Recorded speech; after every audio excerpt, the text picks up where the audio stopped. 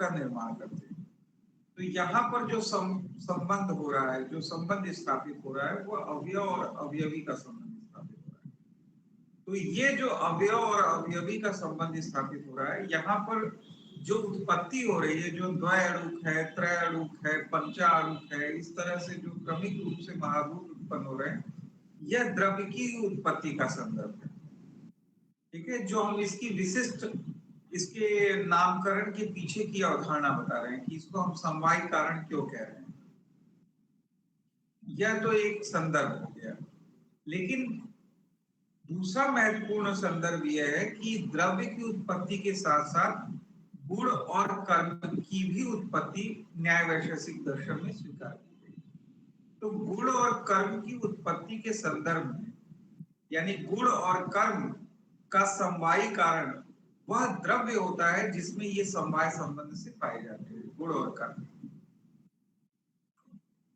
ठीक है, तो यहां पर स्पष्ट हो गया। एक तो हम देख रहे हैं अवयव और अवयवी के संदर्भ में, हम देख रहे हैं कि अवयव और अवयवी के संदर्भ में हम देख रहे हैं कि जो है द्रव्य समवायी कारण बन रहा है। फिर गुण और कर्म की उत्पत्ति के संदर्भ में भी हम देख रहे हैं कि द्रव्य समवायी कारण हो रहा है। तो यहाँ पर ये जो विशिष्टता है कि न्याय वैशेषिक दर्शन के अनुसार, या न्याय वैशेषिक दर्शन की ये मान्यता है, उसका ये सिद्धांत है कि यहाँ पर समवायी कारण का जो स्थान है वह द्रव्य को दिया गया है। यानी समवायी कारण सदैव द्रव्य होता है, चाहे वह गुण और उत्पत्ति, गुण और कर्म की उत्पत्ति का संदर्भ हो, चाहे वह किसी द्रव्य की उत्पत्ति, अवयव और अवयवी संदर्भ के रूप में किसी द्रव्य की उत्पत्ति का संदर्भ हो। दोनों परिस्थितियों में हम पाते हैं कि द्रव्य ही जो है समवायी कारण का स्थान होता है उसका। ये न्याय वैशेषिक दर्शन का सिद्धांत है। यह एक महत्वपूर्ण अवधारणा है। अच्छा, दूसरा जो कारण हम आपको बताएंगे जो असमवायी कारण का है, यह अपने आप में एक विशिष्ट है जो आपको अन्य दर्शनों में दिखाई नहीं देता होगा। तो पहले तो इसकी जो परिभाषा है ना, वह थोड़ी समझने में लोगों को दिक्कत हो जाती है, लेकिन जो पारिभाषिक पदावली है उसको स्पष्ट करने के बाद हम उदाहरण से, सामान्य उदाहरण से इसको स्पष्ट करने का प्रयास करेंगे। असमवायी कारण को कहते हैं कि किसी कार्य का असमवायी कारण वह होता है जो उस कार्य के समवायी कारण में समवाय संबंध से स्थित होता है। यह इसकी परिभाषा है। अगर कोई आपसे पूछ दे और इसकी अवधारणा आपको समझ में है, तो आपको कभी भी पूछेगा तो आप यही बताओ। यह इसकी इसकी परिभाषा है न्याय वैशेषिक दर्शन में जो लिखी गई है। वो परिभाषा क्या है कि किसी कार्य का असमवायी कारण वह होता है जो उस कार्य के समवायी कारण में समवाय संबंध से स्थित होता है, उसे ही उस कार्य का असमवायी कारण कहते हैं।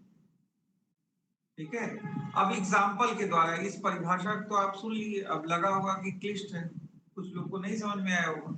सिंपली से अगर आराम से इसको आप सुनेंगे, इसकी रिकॉर्डिंग भी सुन लीजिएगा, या आराम से अभी जो हम बोल रहे हैं उसको भी सुनेंगे, कि किसी भी कार्य का असमवायी कारण वह है जो उस कार्य के समवायी कारण में समवाय संबंध से स्थित होता है। यही कहा जा रहा है और कुछ नहीं कहा जा रहा। एग्जाम्पल के द्वारा देखिए, जैसे अभी हमने एग्जाम्पल दिया कि समवायी कारण का स्थान न्याय वैशेषिक दर्शन में द्रव्य का होता है, सबस्टेंस का होता है, चाहे वह अवयव अवयवी के संदर्भ में हो या गुण और कर्म के संदर्भ में। जो भी समवायी कारण होगा वह सदैव द्रव्य होगा। तो अगर अवयव और अवयवी वाला ही एग्जाम्पल ले लें और वहां असमवायी कारण को व्याख्यायित करने का प्रयास करें, तो आप स्पष्ट रूप से इस असमवायी कारण को समझ पाएंगे। जैसे द्वैअणुक और परमाणुओं के संदर्भ में अगर इसको हम समझने की कोशिश करें, तो दो परमाणुओं के सहयोग से एक द्वैअणुक का निर्माण होता है, एक द्वैअणुक की उत्पत्ति होती है। न्याय वैशेषिक दर्शन में यह माना गया है। तो यह जो द्वैअणुक है, यह एक द्रव्य की उत्पत्ति हुई, और दो परमाणु आपस में मिलकर, परमाणु भी द्रव्य थे, दो परमाणुओं का सहयोग हुआ और इनके सहयोग से द्वैअणुक की उत्पत्ति हो गई। तो अब यहाँ पर जो हम ये सहयोग शब्द पद का प्रयोग कर रहे हैं कि दो परमाणुओं का सहयोग, यह जो सहयोग है, यह सहयोग क्या है? एक गुण है। जैसे न्याय वैशेषिक दर्शन में आप लोग 24 गुणों को पढ़े होंगे और डिस्कस किए होंगे, जानते होंगे आप लोग, रूप रस गंध स्पर्श संख्या परिमाण परत्व अपरत्व गुरुत्व द्रवत्व। तो इस तरह से लेके आप जाएंगे सहयोग विभाग, तो इसमें सहयोग भी आता है। तो यह जो संयोग है, गुण है, आप लोग ये पढ़े हैं समवाय संबंध में। आप लोग 5 जगहों पे हम लोग डिस्कस किए थे कि 5 जगहों पे समवाय संबंध को स्वीकार किया गया न्याय वैशेषिक दर्शन में। अवयव और अवयवी के मध्य, गुण और गुणी के मध्य, क्रिया और क्रियामाण के मध्य, और जो है आपका नित्य द्रव्य और विशेष के मध्य, और सामान्य और इंडिविजुअल यानी व्यक्ति के मध्य। ये समवाय संबंध को इन 5 जगहों पे स्वीकार किया गया है। तो आप यहाँ देखिए कि द्रव्य और गुण के मध्य इस समवाय संबंध को आपके स्वीकार किया गया है। तो आप यहाँ पर देख रहे हैं कि द्रव्य क्या है, परमाणु, परमाणुओं का सहयोग हो रहा है। तो यह सहयोग समवाय संबंध से किसमें स्थित है, परमाणु में स्थित है। यह जो संयोग है वह समवाय संबंध से किसमें स्थित है, परमाणु में स्थित है। संयोग क्या है, गुण है, और जो परमाणु है वह द्रव्य है, यानी गुण समवाय संबंध से द्रव्य में स्थित है। और यही द्वय अणु का क्या है, असमवायी कारण। तो यही तो बोला गया था शुरू में, यही तो परिभाषा बताई गई थी कि किसी भी कार्य का, यहाँ कार्य क्या है, द्वय अणु, तो किसी भी कार्य का, यानी यहाँ पे समझिए द्वय अणु, किसी भी कार्य का असमवायी कारण वह होता है जो उस कार्य के समवायी कारण, तो द्वय अणु का समवायी कारण क्या है, परमाणु में समवाय संबंध से स्थित होता है। तो यही तो बताया जा रहा है, यही तो इसकी परिभाषा है। ठीक है, तो ये इसमें क्लिष्टता है, लेकिन अभी जो सामान्य उदाहरण दी है उससे बिल्कुल स्पष्ट होगा कि यह जो संयोग है यही द्वय अणु के लिए क्या है, असमवायी कारण। और उसका जो समवायी कारण है क्या, वो क्या है, परमाणु। तो दो चीज तो आप लोग समझ ही गए, यही समझना था ना। तो दो चीज तो आप लोग समझ ही गए कि एक क्या है, द्रव्य क्या है, और दो चीज आप लोग समझ गए कि एक समवायी कारण क्या है और एक असमवायी कारण क्या है। और इस द्वय अणु वाली एग्जांपल में आप समझ गए कि समवायी कारण क्या है, परमाणु है, और जो है असमवायी कारण क्या है, परमाणु संयोग है। और यही परिभाषा बताई जा रही है आपको। तो इस एग्जांपल से आप समझ गए। अब इसी एग्जांपल को कंटिन्यू करते हुए, वैसे असमवायी कारण में हम फिर लौटेंगे क्योंकि इसमें एक विशिष्ट अवधारणा है। तो लेकिन फिर तीसरे कारण को भी स्पष्ट करके इसको समअप कर दें, फिर हम लौटते हैं क्लिष्ट थोड़े और विशिष्ट अवधारणाओं के। तो जो तीसरा कारण है निमित्त कारण, एफिशिएंट कॉज। तो अब प्रश्न उठता है कि परमाणुओं में जो गति है, परमाणुओं को स्वभावतः न्याय वैशेषिक दर्शन में निष्क्रिय माना गया है, इनएक्टिव माना गया है। तो ये जो परमाणुओं में जो गति होती है वह इनएक्टिव होती है। परमाणुओं को जो है इनएक्टिव माना गया है, परमाणु को गतिहीन माना गया है। तो परमाणुओं को निष्क्रिय माना गया है न्याय वैशेषिक दर्शन में। तो प्रश्न उठता है कि जब द्वय रूपों का निर्माण हो रहा होता है तो ये परमाणुओं में गति कैसे उत्पन्न होती है, जिससे ये दो परमाणुओं का सहयोग होता है। कोई तो इस गति को संचरित करने वाला होगा परमाणुओं में।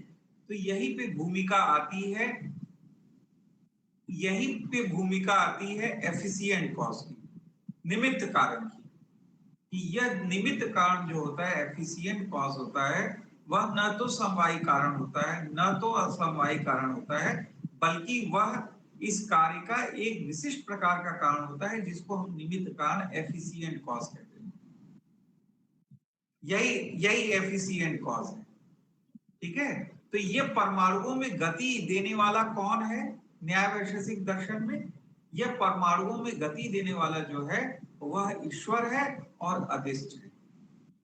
ठीक है, न्याय वैशेषिक दर्शन में जब हम थोड़ा अगर जरूरत पड़ेगी तो हम सृष्टि बताएंगे कि सृष्टि की उत्पत्ति का संदर्भ, वहां भी कुछ विशिष्ट अवधारणाएं हैं। तो हो सकता है कि हम सृष्टि उत्पत्ति के सिद्धांत को भी न्याय वैशेषिक दर्शन में कवर करें, तो हम बताएंगे। नहीं तो थोड़ा सा हम यहाँ पे आपको डिस्कस करते हुए चलते हैं कि न्याय वैशेषिक दर्शन यह मानकर चलता है इस सृष्टि के संदर्भ में कि ईश्वर का कार्य क्या होता है। ईश्वर का कार्य होता है कि जीवात्मा के अधिष्ट से गति को लेकर उसको जो है परमाणुओं में संचरित कर देना। यही इसी स्वरूप में माना गया है। न्याय वैशेषिक दर्शन में ईश्वर एज ए एफिशिएंट कॉज, वो क्या करता है, जीवात्मा के अधिष्ट से गति को लेके उसका संचरण कर देता है परमाणुओं में, जिससे परमाणुओं में गति शुरू हो जाती है। परमाणु आपस में सहयोग करके क्रमिक रूप से द्वयाणु, त्रयाणु, चतुराणु, पंचाणु का निर्माण करने लगते हैं। इसी प्रकार से महाभूतों का निर्माण होता है और सृष्टि होती है। तो यही कार्य कर रहा होता है वहां ईश्वर। तो यहाँ पर जो ये हमने अवयव और अवयवी के उदाहरण में जो द्वयाणु का उदाहरण बताया, इस द्वयाणु के उदाहरण में तीनों कारण स्पष्ट हो जा रहे हैं न्याय वैशेषिक दर्शन के। एक तो जो परमाणु है वह कॉन्स्टिट्यूएंट कॉज है, यानी जो समवायी कारण है, और जो परमाणुओं का सहयोग हो रहा है वह जो है असमवायी कारण है, और ईश्वर जो इन परमाणुओं में गति का संचरण कर रहा है वह जो ईश्वर है यह इसका एफिशिएंट कॉज है। तो यह द्वयाणु के एग्जाम्पल में ये तीनों चीजें स्पष्ट हो जा रही हैं। ठीक है, तो ये आप लोग को एक सामान्य उदाहरण से हमने बता दिया। अब देखिए इसमें जो असमवायी कारण में हमने कहा कि असमवायी कारण में हम वापस लौट के आएंगे और इसमें कुछ विशेषताएं जिन विशेषताओं को हम बताने का प्रयास करेंगे, वो एक विशेषता यह है कि न्याय वैशेषिक दर्शन में जिस प्रकार से द्रव्य को माना गया है कि यही समवायी कारण होगा, यानी समवायी कारण का जो स्थान है वह न्याय वैशेषिक दर्शन में द्रव्य को दिया गया है। इसी प्रकार जो असमवायी कारण है, इस असमवायी कारण के संदर्भ में न्याय वैशेषिक दर्शन का सिद्धांत है कि यह द्रव्य गुण कर्म में से कोई भी हो सकता है जो असमवायी कारण होता है। ठीक है, असमवायी कारण के संदर्भ में कोई बताएगा असमवायी कारण कौन है न्याय वैशेषिक दर्शन में? कोई पढ़ा है? किसी ने अध्ययन किया है इसका? हाथ खड़ा करे।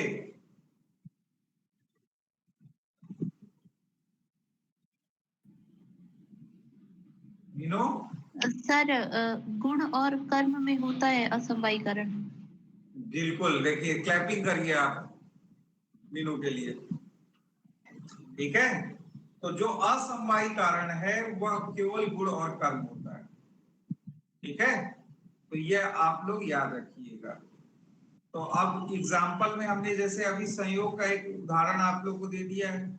अच्छा, अब कुछ हम आपको विशिष्ट अवधारणाएं बता दे रहे हैं जो जर्नली डिस्कशन नहीं किया जाता है, और जिस पे प्रश्न आता है तो आप लोग को दिक्कत हो जाती है। एक अवधारणा तो यह विशिष्ट है, पहली चीज जर्नली आप लोग में शायद कुछ न्याय उसमें कुछ एग्जाम्स में आप लोग के पूछा गया है, नहीं भी पूछा गया तो भविष्य में पूछा जा सकता है, उसको लेके हम डिस्कस कर दे रहे हैं एक दो अवधारणा। जैसे यह प्रश्न बार बार उठता है कि जो द्वयाणुक होते हैं वह उत्तरोत्तर परिमाण की दृष्टि से, जैसे परमाणु है तो उत्कृष्ट होते हैं, जैसे परमाणु से द्वयाणुक बना, द्वयाणुक से त्रयाणुक बना। लेकिन न्याय वैशेषिक दर्शन में एक विशिष्ट सिद्धांत है जिसमें द्वयाणुक को माना जाता है कि यह प्रत्यक्ष योग्य नहीं है, इसकी चर्चा जनरली नहीं की जाती। न्याय वैशेषिक दर्शन में यह माना गया है कि जो द्वयाणुक है वह प्रत्यक्ष योग्य नहीं है, और इसके परिमाण को भी अणु परिमाण माना गया है। इसको आप लोग सुन लीजिएगा रिकॉर्डिंग में भी, और इसको ध्यान पूर्वक आप लिख भी सकते हैं अभी, और नहीं तो सुन लीजिए, बाद में लिख लीजिएगा कि न्याय वैशेषिक दर्शन की यह विशिष्ट अवधारणा है कि न्याय वैशेषिक दर्शन यह मानता है कि जो द्वयाणुक होता है वह प्रत्यक्ष योग्य नहीं होता है, और इसका परिमाण अणु परिमाण होता है। ठीक है, लेकिन प्रश्न यहाँ पर यह उठता है यहाँ पे न्याय वैशेषिक दर्शन में कि जो स्वभाव होता है परमाणुओं का कि वह सदैव उत्कृष्टतर और उत्तरोत्तर परिमाणों को सर्जित करते रहते हैं, उत्पन्न करते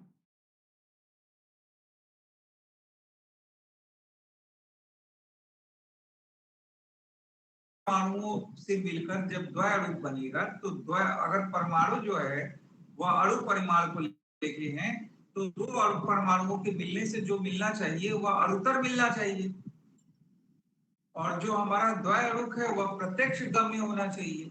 लेकिन न्याय वैशेषिक दर्शन यहाँ विशिष्ट अवधारणा रख देता है, इसीलिए यह प्रश्न अगर पूछा जाएगा तो कंफ्यूजन में गलत कर सकते हो आप। तो दो अवधारणाएं आप स्पष्ट रूप से रखो। एक तो न्याय वैशेषिक दर्शन में द्वैअणुक को प्रत्यक्ष गम्य नहीं माना गया है, दूसरा इसके परिमाण को भी परमाणुओं के परिमाण की तरह अणु परिमाण ही माना गया है। लेकिन यहाँ यह प्रश्न उठता है कि न्याय वैशेषिक दर्शन, क्योंकि यह परमाणुओं की अपनी एक विशिष्टता होती है कि वह उत्कृष्टतर परिमाण को उत्पन्न करते हैं, तो द्वैअणु का जो परिमाण होना चाहिए वह अणु परिमाण न होकर अणुतर होना चाहिए। तो अब यहाँ यह संदर्भ उठता है कि यह ऐसा क्यों होता है और इसके पीछे कारण क्या है। क्या कोई इसकी अवधारणा बता सकता है क्या?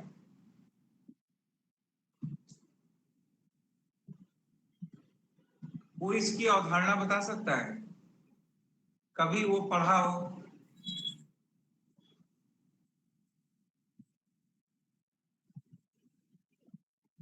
कोई पढ़ा हो या कोशिश करना चाह रहा हो तो हाथ उठा के बताए।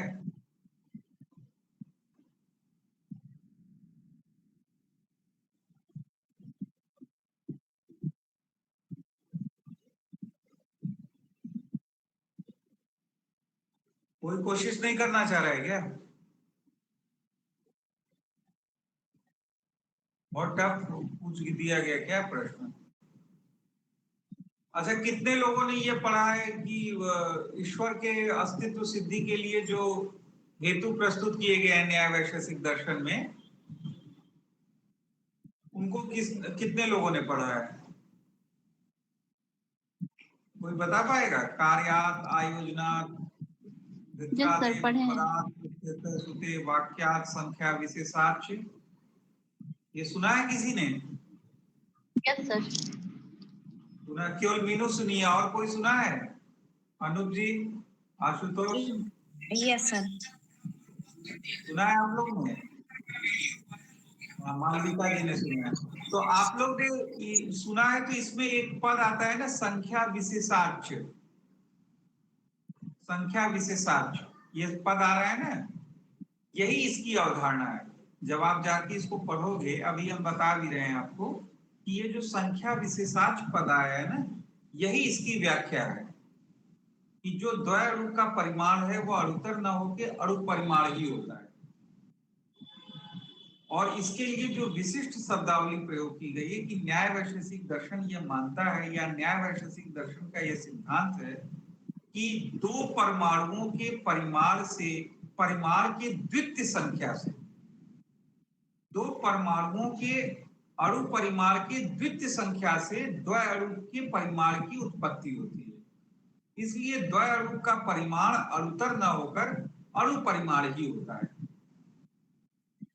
अब यहाँ प्रश्न यह उठता है कि यह जो द्वितीय संख्या का संदर्भ लाया गया है न्याय वैशेषिक दर्शन में, कि दो परमाणुओं की द्वितीय संख्या से जो परिमाण उत्पन्न हो रहा है वह अणुतर न होकर अणु परिमाण ही होगा, तो ये द्वितीय संख्या का संदर्भ बिना किसी बुद्धि के संभव नहीं हो सकता सृष्टि आरंभ में।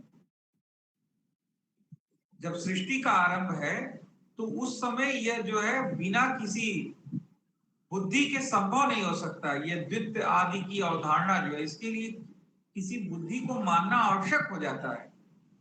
इसीलिए संख्या विशेषार्थ के रूप में भी एक हेतु को स्वीकार किया गया है। कभी आप लोग पढ़े नहीं होंगे ये सब,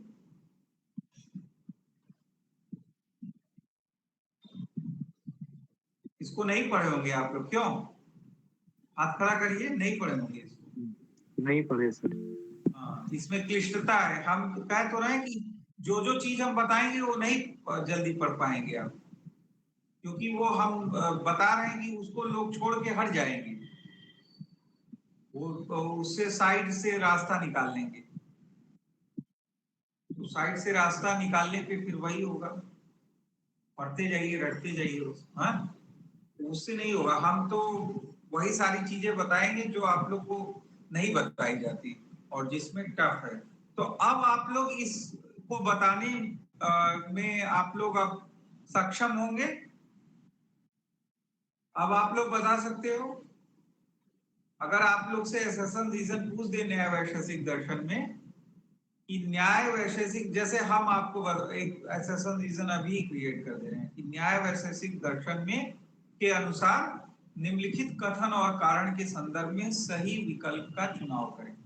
अगर आपको कथन दे दे कि न्याय वैशेषिक दर्शन में द्वैरूप के प्रत्यक्ष को स्वीकार नहीं किया गया और रीजन में दे दे कि न्याय वैशेषिक दर्शन द्वैरूप के परिमाण को अणुतर न मानकर अणु मानता है क्योंकि यह दो परमाणुओं के अणु परिमाण के द्वितीय संख्या से उत्पन्न होता है। कहीं लिखा नहीं है, हम आपको देखी के बोल रहे हैं क्योंकि ये दिमाग में है हमारे।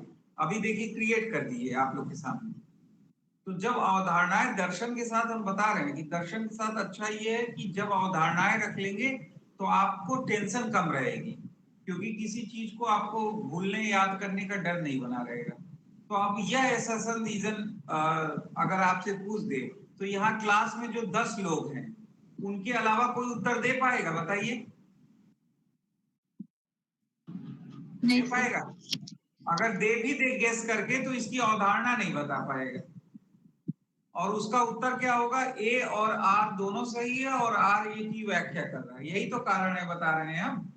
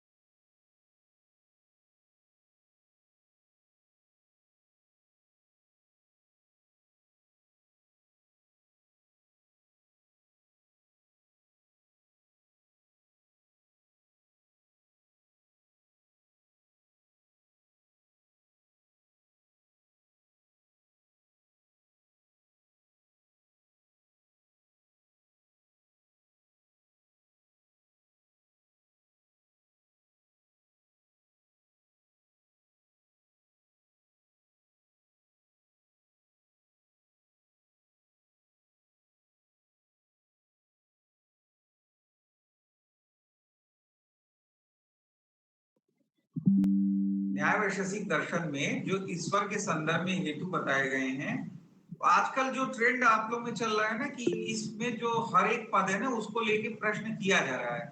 क्योंकि हमने देखा था राजस्थान में भी जो लोग, कितने लोग राजस्थान देने गए थे?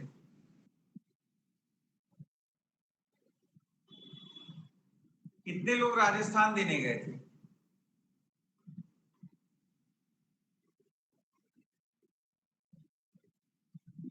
कोई नहीं गया था? नहीं सर, बट पेपर देखा था बाद में सर। अच्छा, नेट नहीं था क्या आप लोग का उस समय? हाँ सर, नेट बट और अदर इश्यूज थे सर, हेल्थ इश्यूज। अच्छा, नहीं जा पाए। तो उसमें जो लोग प्रश्न देखे होंगे उसमें आप लोग से पूछा गया था, याद रखिए, क्योंकि हम देने गए थे तो हमें याद है कि न्याय वैशेषिक दर्शन में ईश्वर के अस्तित्व के संदर्भ में प्रत्ययतः पद का क्या अभिप्राय है, ये पूछ दिया गया था। तो इस ये पैटर्न चल रहा है आप लोग में कि इसके हर एक पद की व्याख्या पूछ रही है आप लोग से। तो इस पे आप लोग ध्यान पूर्वक पढ़िएगा। वैसे हमें मौका मिलेगा तो इसको हम बता देंगे, नहीं तो इसकी जो विशिष्टता है संख्या विशेषार्थ वो तो बता ही दी। ठीक है, तो ये सर हो सकता है ये ना पूछे क्योंकि ये रिलीजन वाला पार्ट है ना सर, तो नेट वाले सिलेबस में नहीं है। नहीं नहीं, नेट में ये एग्जैक्ट हो सकता है ना पूछे, लेकिन और जो पद है ना हाँ, उनकी वो व्याख्या पदार्थ जो है ना सर, जैसे पदार्थ को अलग से एक्सप्लेन किया है, पृथ्वी जलवायु अग्नि ये सब लेके क्वेश्चन आते हैं। पदार्थ को एक्सप्लेन किया है ना, तो वही पूछ रहे हैं कि क्या कोई पदार्थ का अभिप्राय बता सकता है न्याय वैशेषिक दर्शन में? जैसे संख्या विशेषार्थ हम बता दिए, वैसे पदार्थ का मतलब बता सकता है क्या? सर ईश्वर के रेफरेंस को जोड़ के बताना है या फिर ऐसे ही अलग से न्याय के संदर्भ में होगी? ईश्वर ईश्वर ईश्वर के रेफरेंस में ये जो हेतु बताए गए हैं ना ईश्वर के अस्तित्व सिद्धि के लिए। सर सर वो उस नहीं हेतु लेना में जो चाहिए। पदार्थ पद का प्रयोग किया गया है उसका क्या अभिप्राय है? उसका नॉलेज नहीं है सर। ठीक है, कोई बात नहीं, नॉलेज नहीं है। जैसे हम अभी संख्या विशेषार्थ बता रहे हैं ना कि ये जो दो परमाणुओं की द्वितीय संख्या से द्वैअणु का परिमाण उत्पन्न हुआ है, तो इस द्वितीय आदि संख्या के लिए किसी बुद्धि की आवश्यकता है। इसी तरह न्याय वैशेषिक दर्शन में ये कहा गया है कि जब सृष्टि का आरंभ होता है तो ये सृष्टि के आरंभ में गुरु ही एज अ गुरु, जैसे हमें किसी भी चीज का बोध कराने के लिए गुरु की आवश्यकता होती है। गुरु हमें दिशा देता है, गुरु हमें बताता है। इसी प्रकार किसी भी पद का यह अर्थ है, यह निर्देशित करने वाला सृष्टि के आरंभ में कोई तो होना चाहिए। सृष्टि के आरंभ में कोई तो होगा जो हमें यह निर्देशित करेगा कि इस पद का यह अर्थ होना चाहिए। तो यह निर्देशित करने वाला कौन है? गुरु, ईश्वर। न्याय वैशेषिक दर्शन में स्वीकार किया गया है कि ईश्वर ही है जो यह बता रहा होता है सृष्टि के आरंभ में कि इस पद का यह अर्थ है। तो इसी को कहते हैं पदार्थ।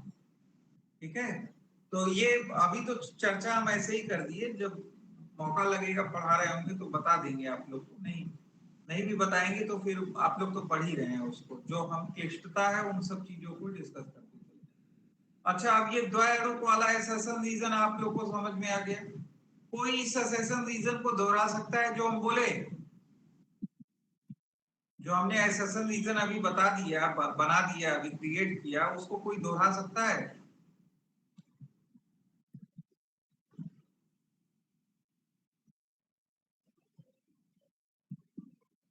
सर वर्ड थोड़े कनिष्ठ थे।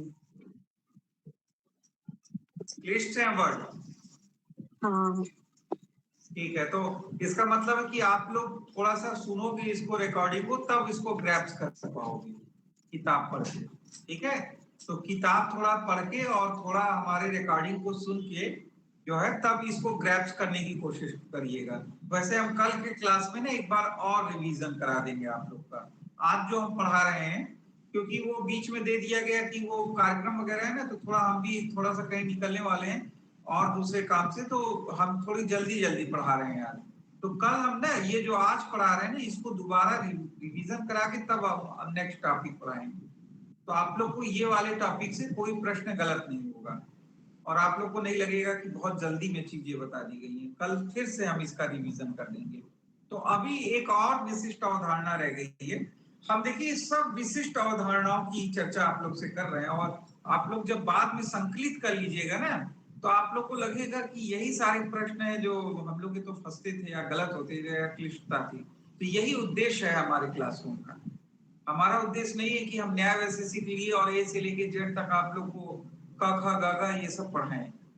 इससे आप लोग का कोई लाभ नहीं होने वाला है। जो चीज आप लोग जान रहे हैं उसको बार बार बता देने से कुछ नहीं मिलने वाला है। जो चीज आप लोग नहीं जान रहे हैं या नहीं जान पा रहे हैं उसी को बताने से लाभ है और वही उद्देश्य लेके हम चल रहे हैं। ठीक है, और वो उद्देश्य हम पूरा करेंगे।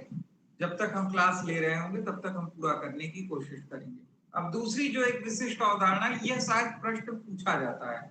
आप लोग जो लोग नेट किए होंगे वो बताओगे, या जो लोग कोशिश भी कर रहे होंगे, बार बार दे रहे हो, उनको भी पता होगा कि ये आप लोग से प्रश्न पूछा जाता है अक्सर कि जो त्रैरूप है उसका प्रत्यक्ष स्वीकार किया गया है कि नहीं स्वीकार किया गया है न्याय वैशेषिक दर्शन में। ठीक है, यह आप लोग रिकॉग्नाइज करोगे कि यह प्रश्न आता है कि त्रैरूप न्याय वैशेषिक दर्शन में प्रत्यक्ष गम्य है। ठीक है, परमाणु तो प्रत्यक्ष गम्य नहीं है। द्वैरूप भी बता दिया कि अणु परिमाण होता है, अणुतर नहीं होता है, तो यह भी प्रत्यक्ष गम्य नहीं है, इसका भी अनुमान होगा। लेकिन जो त्रैरूप है उसका प्रत्यक्ष स्वीकार किया गया, यानी त्रैरूप को अणुतर यानी महत् परिमाण का स्वीकार किया गया न्याय वैशेषिक दर्शन में। ठीक है, सर ये अंतर कहने का मतलब ये है कि मतलब अणुओं के कॉम्बिनेशन से बना है ना? कॉम्बिनेशन से तो बना ही है, लेकिन जैसे हम बार बार बता रहे हैं ना आपको कि न्याय वैशेषिक दर्शन की यह मान्यता है। ठीक है, न्याय वैशेषिक दर्शन का यह सिद्धांत है। इनकी हर एक मान्यता, इनके हर एक सिद्धांत की आलोचना भी होती है दूसरे दर्शनों के द्वारा। इनके कह देने से कोई मान थोड़ा ना लेगा, क्यों? लेकिन यही एटीट्यूड लेके चले तो आप कोई क्वेश्चन कर पाएंगे? भाई आपको तो पढ़ना है ना, आपको तो पढ़ना है। अब ये जैसे हम शुरू में बताए थे कि ये कह रहे हैं कि अभाव के प्रत्यक्ष एक विशेष प्रकार के सन्निकर्ष से होगा, विशेषण विशेष से भाव सन्निकर्ष। तो इनके कह देने से थोड़ा ना हो जाएगा विशेषण विशेष से भाव सन्निकर्ष। इसकी बड़ी आलोचना करेंगे दूसरे दर्शन के लोग, क्यों ये मान रहे हो, ये क्यों कल्पना कर रहे हो, ये ठीक नहीं है। लेकिन आपसे प्रश्न आएगा, आपको इसकी अवधारणा समझनी होगी। तो जिस दर्शन को जब पढ़े तो उसके स्पेस में जाके उसको पहले समझने की कोशिश करें। हमने स्टार्टिंग में क्या बताया था कि जब भी किसी अवधारणाओं पे जाए तो ग्रेजुअली जाए, पहले यह तो समझ ले कि उसकी अवधारणा क्या है, तब फर्दर फिर एनालिसिस होगी, फिर जो है उसका क्रिटिसिज्म होगा।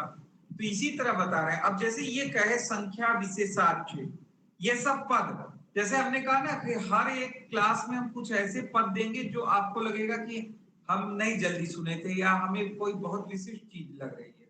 अनुवृत्ति प्रत्यय, व्यावृत्ति प्रत्यय, संख्या विशेषार्थ, द्वितीय, ये सब पद आ रहे हैं ना जो आपको लगा होगा कि नहीं सुने हैं, जल्दी मेरे कान में नहीं गुजरे थे हमारे, या इसकी अवधारणा पे हम विचार नहीं किए थे। तो हर एक क्लास में हम इस तरह के कुछ न कुछ पद या अवधारणाएं हम देके जाएंगे। इसी पे आप लोग को वर्क करना है, अपने कॉन्सेप्ट को डेवलप करते रहना है और इससे आने वाले प्रश्नों के उत्तरों को ढूंढना और उसकी अवधारणाओं को समझने का प्रयास करते रहना है। तो ये बार बार हम बता रहे हैं कि ये कह रहे हैं कि द्वय अणु का परिमाण जो है अणु होगा। तो अब अपना कॉन्सेप्ट आप लगाएं, क्योंकि परमाणु जो है निरंतर उत्कृष्टतर जो है परिमाण को जन्म देते हैं। जैसे अगर परमाणु जो है अणु परिमाण है तो निश्चित रूप से जो द्वैणु होना चाहिए वो अणुतर होना चाहिए। लेकिन अब ये मान रहे हैं कि अणुतर नहीं होता है, ये अणु ही परिमाण होता है, क्योंकि दो परमाणुओं की द्वितीय संख्या से यह उत्पन्न हो जाता है, इसलिए उसका परिमाण जो है वह अणुतर ना होकर अणु ही रह जाता है, इसलिए वह प्रत्यक्ष गम्य नहीं होता। ये तो ये सब मान रहे हैं, न्याय वैशेषिक दर्शन का ये सिद्धांत है, ठीक है। लेकिन यह त्रय अणु के प्रत्यक्ष को मानते हैं और त्रय अणु के परिमाण को यह अणुतर महत् परिमाण का मानते हैं। तो जो भी महत् परिमाण का होगा उस महत् परिमाण का ही प्रत्यक्ष हो पाएगा, जो भी महत् परिमाण होगा उस महत् परिमाण का ही प्रत्यक्ष हो पाएगा। जो सूक्ष्मतम होगा, जो अणुतर हो, जो अणु होगा, अणु रूप होगा, उसका प्रत्यक्ष नहीं हो पाएगा, उसका हम अनुमान करेंगे। तो यहाँ पर जो त्रय अणुक है, इस त्रय अणुक को ये महत् परिमाण अणुतर मानते हैं और इसको प्रत्यक्ष परिमाण प्रत्यक्ष इसका त्रय अणुक का प्रत्यक्ष मानते हैं। अब यहाँ एक विशिष्ट अवधारणा है जिसकी ओर हम आप लोग को ले जाना चाह रहे हैं, जिसके लिए हम बार बार आप लोग से चर्चा करना चाह रहे हैं। जैसे न्याय वैशेषिक दर्शन में एक प्रश्न उठता है कि आखिर जब दो परमाणुओं के सहयोग से एक द्वैणु की उत्पत्ति मान ली गई, तो ऐसा क्यों नहीं माना गया न्याय वैशेषिक दर्शन में कि दो द्वैणुकों के सहयोग से एक द्वैणु की उत्पत्ति हो जाए? ये एक प्रश्न उठेगा, ठीक है। समझ पा रहे हैं ना आप लोग? Yes sir. चलिए फिर से रिवीजन करके बता देंगे, यहीं से फिर से रिवीजन कर देंगे, ठीक है। जैसे हम आपसे कह रहे हैं कि जिस प्रकार दो परमाणुओं के सहयोग से एक द्वैणु की उत्पत्ति होगी, उसी प्रकार दो द्वैणुकों के सहयोग से एक त्रैणु की भी उत्पत्ति हो जानी चाहिए। तो ये फिर तीन क्यों मानते हैं कि तीन द्वैणुकों के सहयोग से एक त्रैणु की उत्पत्ति होती है? ये प्रश्न तो उठेगा ना कि इसके पीछे की क्या अवधारणा है, ऐसा वो क्यों मान रहे हैं, यह संदर्भ भी हमारे दिमाग में आएगा। तो इसकी अवधारणा क्या है यह समझना आवश्यक है। तभी आप यह जो प्रश्न आता है ना कि त्रैणु का प्रत्यक्ष माना गया है न्याय वैशेषिक दर्शन में, इस प्रश्न के उत्तर की अवधारणा को आप समझ पाओगे, और नहीं तो फिर रट के बस उत्तर दोगे। तो रट के उत्तर देना तो कोई बड़ी बात नहीं हो तो आप रटते रहो, लेकिन अगर अवधारणाएं समझनी है तो उसके लिए मेहनत तो करनी पड़ेगी, थोड़ी सी क्लिष्टता होती है। तो देखिए ये इसके पीछे की जो अवधारणा है, अब हम ये नहीं पूछेंगे कि आप लोगों में से किसी को पता है, क्योंकि हमें पता है कि ये सब इतनी क्लिष्टता है कि नहीं पता है, या मानी के चलो तो ज्यादा अच्छा है, और जहां जरूरत हो वहीं आप लोग से हम पूछें। तो अब ये हम कहें कि आप लोग को क्या ये अवधारणा पता है, तो भाई नहीं पता है तो हम बता रहे हैं आपको कि इसकी अवधारणा क्या है। देखिए त्रैणु की जो प्रत्यक्ष को माना गया है और इसके परिमाण को महत् माना गया है, अणुतर माना गया है, तो इस महत् परिमाण के लिए, इस महत् परिमाण की व्याख्या के लिए ही न्याय वैशेषिक दर्शन में यह संदर्भ लाया गया कि तीन द्वैणुकों के सहयोग से एक त्रैणु की उत्पत्ति होगी। ठीक है, क्योंकि न्याय वैशेषिक दर्शन का यह सिद्धांत है कि जिस कार्य की उत्पत्ति हो रही है उस कार्य के बहुत संख्या के आधार पर हम उसके परिमाण को महत्तर स्वीकार कर सकते हैं। ठीक है, यह न्याय वैशेषिक दर्शन की अवधारणा है, न्याय वैशेषिक दर्शन का सिद्धांत है कि किसी भी कार्य के, जो किसी भी कार्य का जो कारण होता है उस कारणों की बहुत संख्या के आधार पर उस कार्य के परिमाण के महत्ता या उसके अणुतर होने की व्याख्या वो न्याय वैशेषिक दर्शन स्वीकार करता है। तो जब बहुत संख्या का संदर्भ आता है तो तीन मान लेने से इस बहुत्व का उद्देश्य पूरित हो जाता है। इसलिए न्याय वैशेषिक दर्शन में दो द्वैणुकों के सहयोग से एक त्रैणुक को न मानकर तीन द्वैणुकों के सहयोग से एक त्रैणुक की उत्पत्ति स्वीकार की गई है, ताकि हम त्रैणुक के महत् परिमाण की व्याख्या कर सके और यह बता सके कि त्रैणुक प्रत्यक्ष कर्म है। ठीक है, ये क्लिष्टता है, इसमें क्लिष्टता है, इसको आप लोग रिकॉर्डिंग फिर से सुन लीजिएगा। ठीक है, लेकिन कोई बड़ी बात नहीं कही जा रही है, हम बिना देखे ही बोल रहे हैं। अवधारणा है स्पष्ट कि न्याय वैशेषिक दर्शन यह मानकर चलता है कि किसी भी कार्य के महत्तर परिमाण की व्याख्या उसके कारण की बहुत संख्या के आधार पर की जा सकती है, और इस बहुत संख्या के उद्देश्य की पूर्ति तीन द्वैणुकों को मान लेने से हो जाती है। इसलिए न्याय वैशेषिक दर्शन में तीन द्वैणुकों के सहयोग से एक त्रैणुक की उत्पत्ति मानी गई, न कि दो। ठीक है, तो यह आपको अवधारणा अपने माइंड में रखनी होगी। तो यहाँ दो तीन बातें विशिष्ट आपसे चर्चा कर ली गई। हम सोच रहे हैं कि न्याय वैशेषिक दर्शन पढ़ाने के बाद में इसके प्रश्नों पे भी आपकी चर्चा कर देंगे, और प्रश्नों में जैसे मीनू ने बताया था कि हम स्क्रीन शेयर कर सकते हैं, हम लोग कर सकते हैं, तो जब स्क्रीन शेयर हो जाएगा ना तो हम पहले ही किसी को, मीनू को या किसी को भी हम उन क्वेश्चंस को लिखवा देंगे जिनकी हम चर्चा करेंगे, जिसमें क्लिष्टता है और जिसमें हम ये जितने सारे क्लास लिए हैं उसकी अवधारणाएं सम्मिलित है। तो वो सारे प्रश्न आप लोग को जब हम जोड़ के बताएंगे कि यह क्लासरूम में बताया गया था और यह देखिए प्रश्न पूछा गया, तब आपको ज्यादा आनंद की प्राप्ति होगी, तब आप लोग अच्छा फील गुड करोगे। ठीक है, तब आप लोग को अच्छा लगेगा कि हाँ ये देखिए ये बताया गया, ये हमारे यूज का है, और ऐसा नहीं कि बस पढ़ना है और क्लिष्टता चली जा रही है। ठीक है, तो अभी आशुतोष जी का एक प्रश्न है और प्रश्न के बाद हम लोग धीरे धीरे समाप्ति की ओर आज की क्लास में बढ़ेंगे। हाँ आशुतोष जी बताइए। सर एक चीज कंफर्म करनी थी कि क्या, जो मैं थोड़ी सी आज क्लिष्टता ज्यादा है तो मैं एक चीज कंफर्म करना चाहता हूँ कि क्या मैंने सही समझा है या नहीं। सर ये जो त्रैणुक है ये इसको हम महत्तर मानते हैं, महत मानते हैं, तो हम क्या कह सकते हैं यही वो चीज है त्रैणुक जिसका हम प्रत्यक्ष कर पा रहे हैं और इसलिए इसको हम इम्पोर्टेंस दे रहे हैं, इसीलिए त्रैणुक से इंपॉर्टेंस दे रहे हैं। इंपॉर्टेंस तो ग्रेजुअली ऐसा वो कहीं बता के रुके नहीं है कि कब जाके वो महाभूत बन जाते हैं। उनकी क्रमिकता इसी में है, जैसे दो परमाणु मिलके एक द्वैरूप बन गए, दो द्वैरूप मिलके एक त्रैरूप बन गए, तीन त्रैरूप मिलके एक चतुरारूप बन गया, चार चतुरारूप मिलके एक पंचारूप बन गए।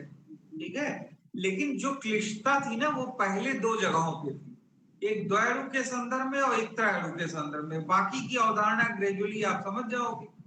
जहां क्लिष्टता थी उसको हम व्याख्यायित कर दिए कि द्वैरूप को प्रत्यक्ष गम्य नहीं माना गया है, तो क्यों? अच्छा, यह प्रश्न आएगा ना कि द्वैरूप को क्यों नहीं प्रत्यक्ष गम्य माना गया। मान लीजिए आप लोग का इंटरव्यू चल रहा है, न्याय वैशेषिक दर्शन का कोई विशेषज्ञ है और आपसे पूछा गया कि क्या बताना चाहोगे, आपने कहा कि न्याय वैशेषिक दर्शन सर, उसको हमने अच्छे से पढ़ा है। आपसे यहीं से यही प्रश्न कर दिया गया आपसे कि द्वैरूप को क्यों नहीं प्रत्यक्ष गम्य माना गया है, क्यों नहीं उसका परिमाण अणुतर होता है, महत्व होता है, क्योंकि दो परमाणुओं से मिलकर बनता है तो इसके परिमाण को तो अणुतर होना चाहिए, महत्व होना चाहिए, इसका प्रत्यक्ष होना चाहिए, क्यों नहीं प्रत्यक्ष माना गया है? तो ये आप लोग फंस जाओगे, पर अब नहीं फंसोगे क्योंकि हमने बता दिया। और इतना बताने के बाद तो वो गदगद हो जाएगा, वो समझेगा कि वाह क्या पढ़ाई, कितनी गहराई से जाके पढ़ रहा है, लिख रहा है, समझ रहा है। और फिर ये प्रश्न उठेगा कि अगर त्रैरूप के प्रत्यक्ष को माना गया है तो इसके जो परिमाण को महत्व स्वीकार किया गया है, इसमें तीन ही द्वैरूप क्यों लिए जा रहे हैं, क्यों नहीं चार लिया जा रहा है, क्यों नहीं दो लिया जा रहा है, तीन पे ही क्यों आके टिक जा रहा है चीजें, समझ रहे हैं ना? क्यों वो तीन पे ही रुक रहे हैं? तो उसके पीछे की भी कोई अवधारणा होगी, वो अवधारणा हमने बता दी कि कोई भी परिमाण जब महत् परिमाण का होता है तो उस कार्य के जिसका परिमाण महत् माना गया है, उस कार्य का जो कारण होता है उसकी बहुत संख्या के आधार पर इसको व्याख्यायित किया जाता है। और त्रैरूप के संदर्भ में यह बहुत संख्या तीन से ही पूरित हो जाती है, इसलिए न दो माना जाता है न चार माना जाता है, इसको तीन से माना जाता है। और तीन द्वैरूप मिलके एक त्रैरूप का को उत्पन्न करते हैं और वो महत् परिमाण का होता है, प्रत्यक्ष गम्य होता है।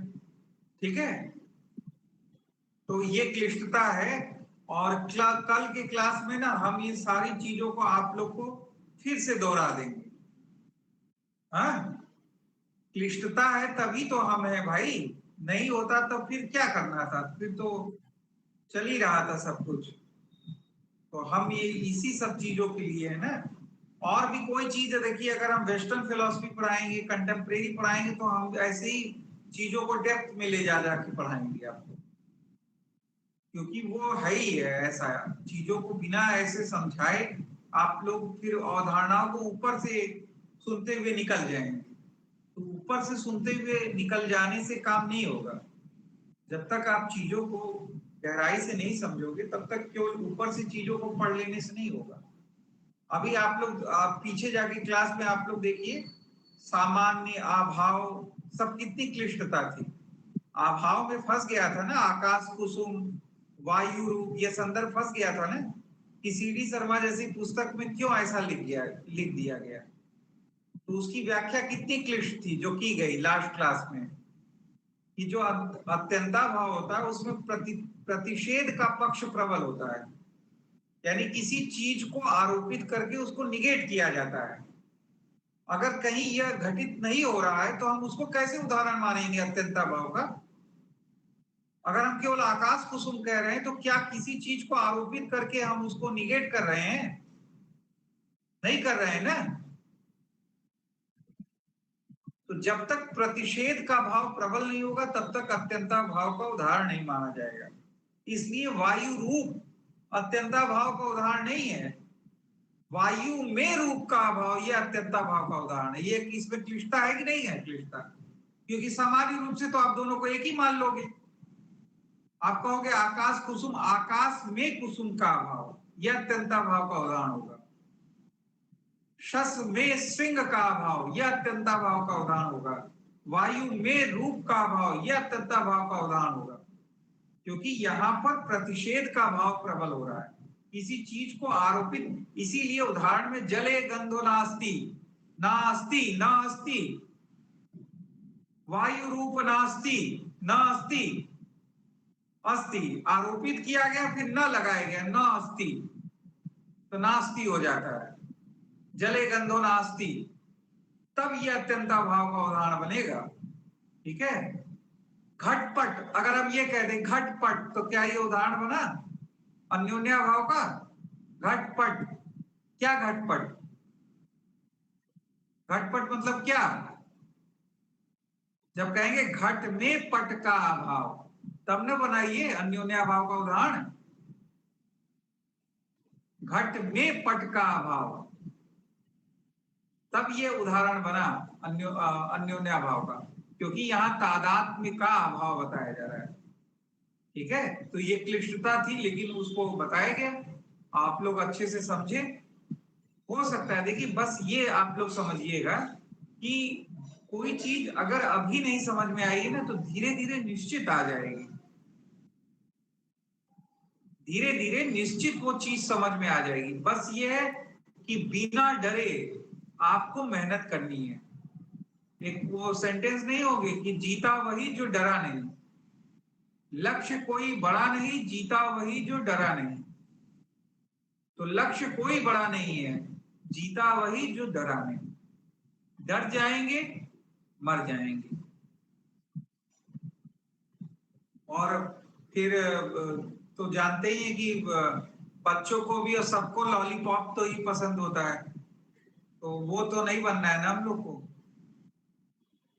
वही बच्चों जैसा बस चलता रहे, वो कब तक चलता रहेगा लॉलीपॉप? तो हम लोग को क्लिष्टताओं में दर्शन को दर्शन की तरह पढ़ना है, कि वहां सभी चीजों की क्लिष्टताओं की चर्चा हो और अवधारणाओं की व्याख्या की जाए। कभी कभी हमको भी लगता है कि बड़ा क्लिष्ट हो रहा है, लेकिन कोई बात नहीं, दवा कड़वी है, बच्चों को देनी ही पड़ेगी। बीमार हैं, बुखार है, नहीं देंगे तो कैसे होगा? मीठा मीठा गोली दें होम्योपैथिक का? होम्योपैथी की गोली जो है उससे होगा? नहीं होगा, कड़वी दवा देनी होगी। आयुर्वेद का इलाज है ये। हमारे से जो आप लोग पढ़ोगे वो आयुर्वेद से कभी इलाज कराने जाओ, ऐसी दवा वो देगा ना, कोई बहुत बड़ा वैद्यराज अगर किसी के पास जाओगे तो मुंह में जाते ही जैसे लगेगा कि मुंह से उगल दें, ऐसा वो कड़वा दवा होता है। तो वैसे ही लगता होगा, रखने के बाद होता होगा यार कुछ समझ में आया। मालूम है, जब हम शुरू में आईआईटी की तैयारी करने गए थे यहाँ जेआरएस में, हम शुरुआत में मैथमेटिक्स बैकग्राउंड के हैं, तो जब वहां पे वो इरोडो को पढ़ाया जाता था, आशुतोष जी समझ रहे हैं, फिजिक्स की एक किताब थी, और झा सर जब इरोडो को पढ़ाते थे ना, तो आधी लोग को कुछ समझ में ही नहीं आता था कि वो बोल क्या रहे हैं, और वो बोलते हुए सब निकल जाते थे।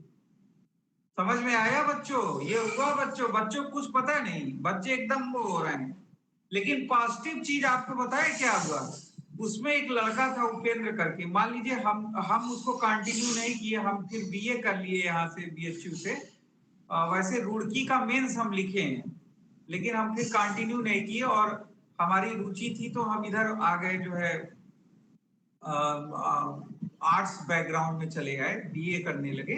तो उसमें एक लड़का था जो शुरुआत में जब 2-3 महीने क्लास हुआ, उपेंद्र नाम का लड़का था, मुझे आज भी याद है, वो मेरे साथ इंटर में पढ़ा भी था। तो वो उपेंद्र लड़का जो है मेरे पास आया, कहा कि सर मुझे कुछ समझ में नहीं आ रहा है। उसने कहा संतोष जी कुछ समझ में आ रहा है? कह रहा मेरे पल्ले कुछ नहीं पड़ रहा है। हमने कहा नहीं, हमें ऐसा तो नहीं हो रहा है, हाँ थोड़ी क्लिष्टता तो है, लेकिन घर पे जाके पढ़ते हैं तो समझ में आ जाता है। नहीं, हमें कुछ भी नहीं समझ में आ रहा है क्या पढ़ाया जा रहा है। मालूम है, हमने तो छोड़ दिया, लेकिन 2 साल तक वो लगातार जीआरएस करता रहा, और 2 साल के बाद एक दिन पेपर में आईआईटी वालों की लिस्ट निकली हुई थी, जो लोग सेलेक्ट हुए थे, उसमें उपेंद्र का भी फोटो लगा था। तो वही हम बताना चाह रहे हैं, लक्ष्य कोई बड़ा नहीं, जीता वही जो डरा नहीं। डरिए मत, डर के आगे जीत है। वैसे आजकल वो चला है कि डर के आगे क्या है? दर्द है। डर के आगे जीत नहीं है, लेकिन नहीं, डर के आगे जीत ही है, दर्द नहीं है। क्योंकि दर्द एक प्रक्रिया है, दर्द से जब गुजर के आगे जाएंगे तो जीतेंगे ही।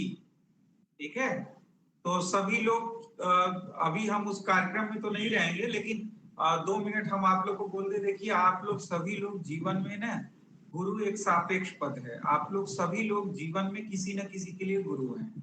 जैसे जो लोग बड़े भाई बहन होंगे अपने छोटे लोगों के लिए, वह गुरु हैं। ठीक है, कोई व्यक्ति अपने मित्रों के लिए फ्रेंड फिलोसफर गाइड होता है, तो वह उसके लिए जो है गुरु है।